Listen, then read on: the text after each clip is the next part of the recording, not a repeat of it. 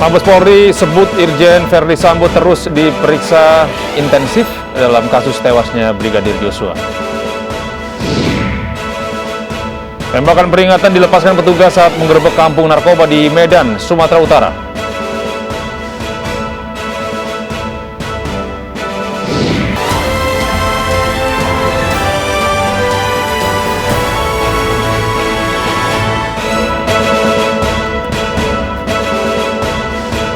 Halo, selamat pagi pemirsa. Kami hadir kembali dalam News Pagi melengkapi informasi Anda pada pagi hari ini. Selain 3 berita utama tadi, kami juga akan hadirkan beragam informasi penting lainnya. Bersama saya, Gede Satria, inilah News Pagi selengkapnya untuk Anda.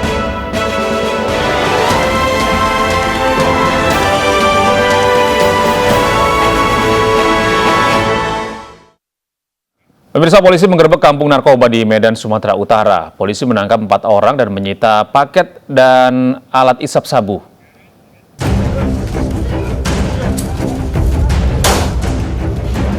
Polisi terpaksa melepaskan tembakan peringatan untuk menghalau pelaku saat menggerebek kampung yang dikenal rawan peredaran narkoba di Patumbak, Pasar 12, Dusun 3, Medan, Sumatera Utara.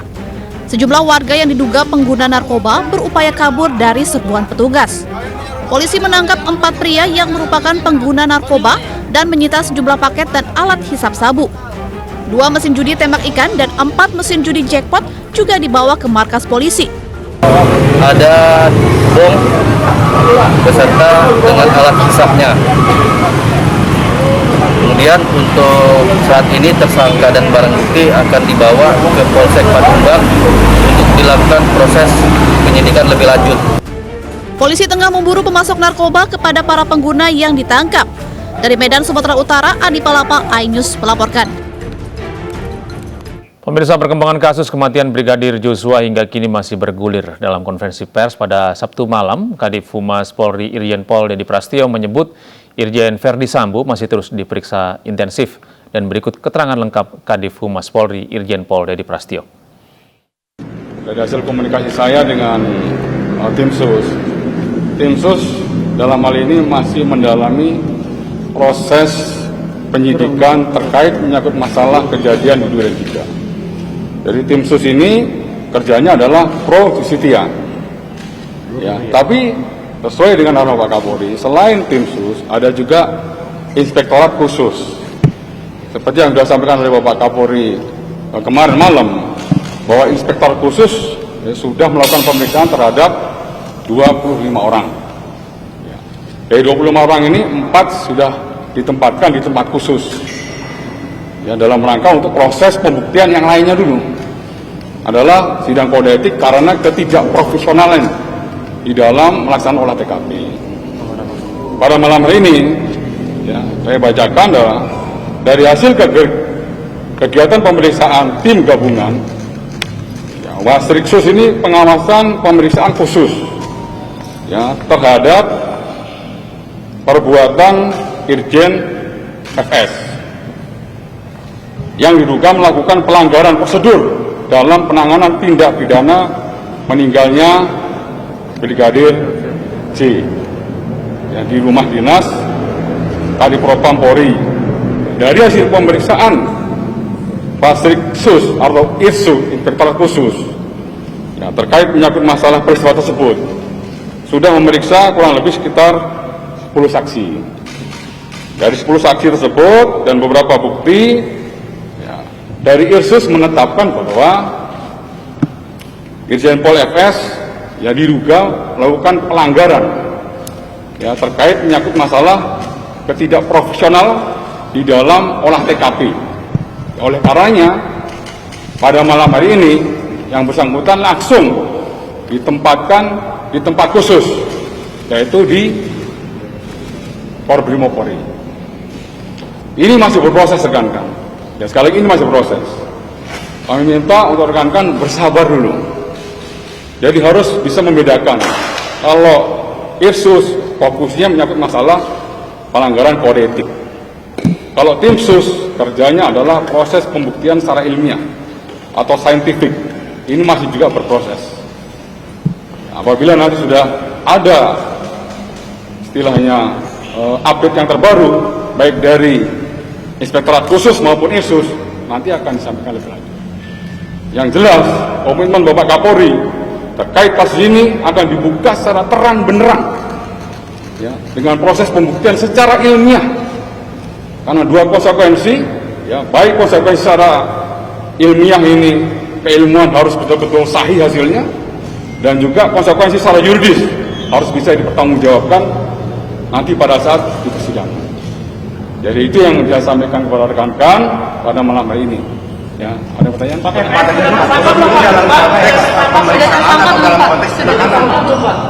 Dalam konteks pemeriksaan. Ya, ya belum. Kalau tersangka itu siapa yang tersangka? FS.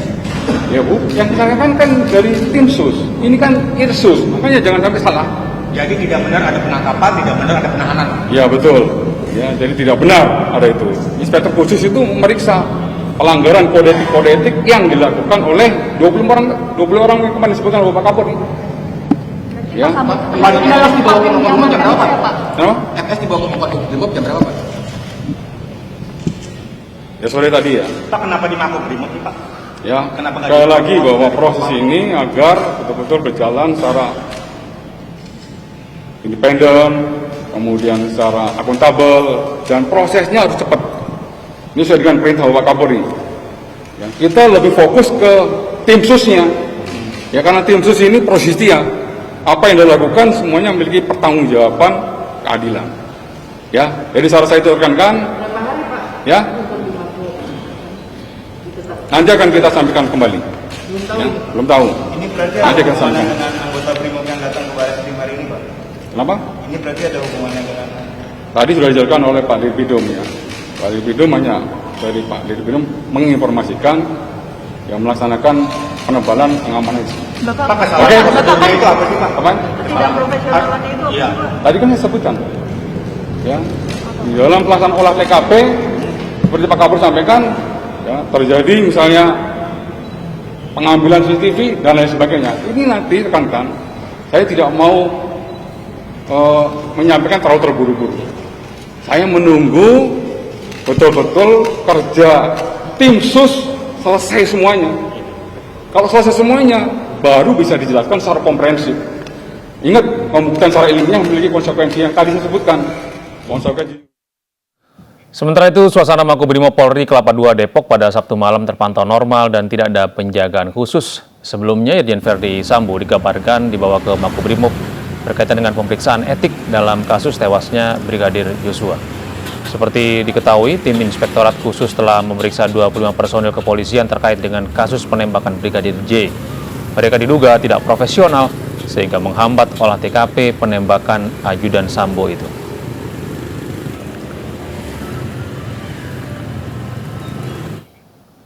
Sebelumnya pemirsa, pasukan khusus Polri Brigade Mobil bersenjata lengkap bersiaga di sekitar gedung Bareskrim Jakarta. Diduga penyiagaan pasukan khusus itu berkaitan dengan proses hukum kematian Brigadir Joshua.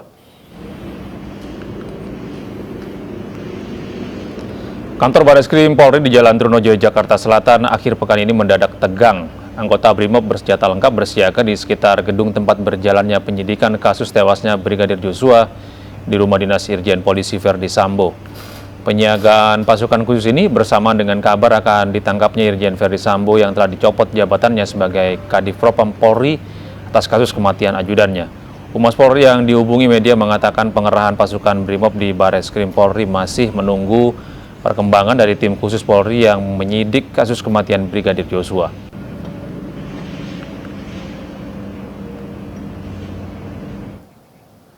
Pemirsa, Komnas HAM menilai penyidikan kasus penembakan Brigadir Joshua terus didalami. Komnas HAM menyebut belum ada bukti terkonfirmasi Barada E sebagai pelaku penembakan sepenuhnya. Menurut Komnas HAM, Barada E belum tentu menjadi pelaku pembunuhan Brigadir Joshua walaupun telah ditetapkan sebagai tersangka karena minimnya saksi mata saat pembunuhan. Komnas HAM juga menjelaskan soal penundaan uji balistik tim sus didasari adanya temuan baru penyidikan atas kasusnya meninggalnya Brigadir Joshua. Komnas HAM menambahkan perkembangan terbaru uji balistik sangat penting untuk mengungkap kasus tewasnya Brigadir Joshua. Hingga kini tim sus sudah 2 kali meminta penundaan pemeriksaan kepada Komnas HAM. Pokoknya Karena ini sangat banyak, makanya memakan waktu permintaan keterangan ini dari pagi sampai sore. Dan menurut kami rentang waktunya dalam konteks menjawab kebutuhan mendasar bagaimana konstruksi peristiwanya mencukupi. Sementara itu, tim kuasa hukum Barada Richard Eliezer menyatakan mundur sebagai penasihat hukum mantan ajudan Irjen Pol Verdi Sambo itu. Belum diketahui alasan penyebab mundurnya tim kuasa hukum sebagai pendamping Barada Eliezer.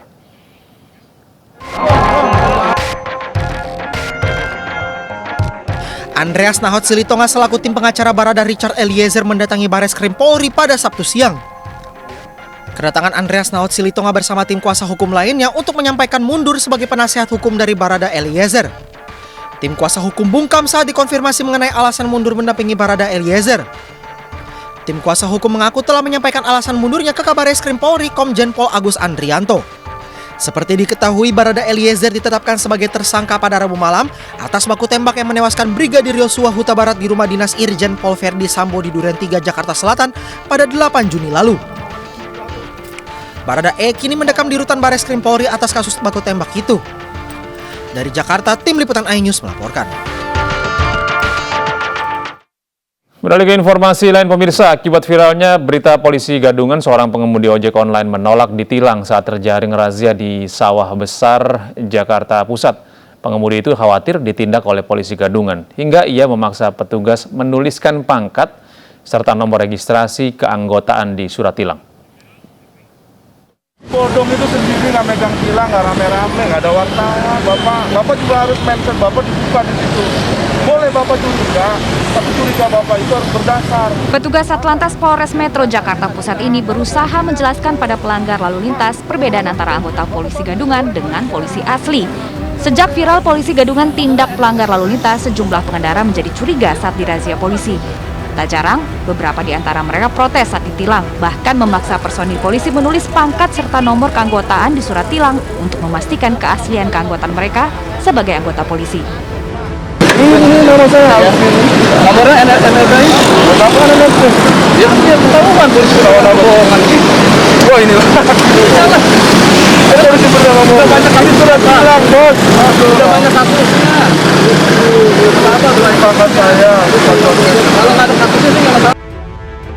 Kekhawatiran pelanggar lalu lintas ditilang aparat gadungan berawal dari rekaman video seorang anggota polisi yang diduga gadungan sedang menindak sejumlah pengendara mobil di kawasan Roxy, Gambir, Jakarta Pusat. Video yang direkam pengendara mobil lainnya ini menjadi viral di media sosial. Guys, ada polisi tapi bukan polisi asli. Ini dia orangnya. Woi, kamu bukan polisi asli, woi. Jangan mau, dia bukan polisi asli. Hah? Dia bukan polisi asli. Seorang juru parkir di sekitar lokasi mengaku sering melihat polisi yang diduga gadungan ini beraksi pada sore hingga malam hari dengan sasaran pengendara roda 4. Tiap hari ada aja Pak, pagi. Kalau sewaktu saya jaga gitu, dia tiap hari ada aja deh. Bang, itu dia sendiri atau ada teman? Dia sendiri lah, naik motor. Dia naik motor metik. Kini jajaran Polres Metro Jakarta Pusat sedang menyelidiki identitas terduga polisi gadungan. Dari hasil pencocokan ciri-ciri pelaku dengan seluruh anggota Polres maupun Polsek, polisi memastikan sosok tersebut bukan anggota mereka. Kalau dari video yang kita dapatkan, si pembuat video itu menyampaikan bahwa meyakini bahwa itu polisi gadungan. Ya, polisi gadungan yang menyerupai petugas, namun kami juga tidak hanya putus sampai itu polisi gadungan. Kami juga mengantisipasi. 4 orang tewas akibat terjebak dalam rumah yang terbakar. iNews Pagi akan segera kembali dengan informasi lengkapnya.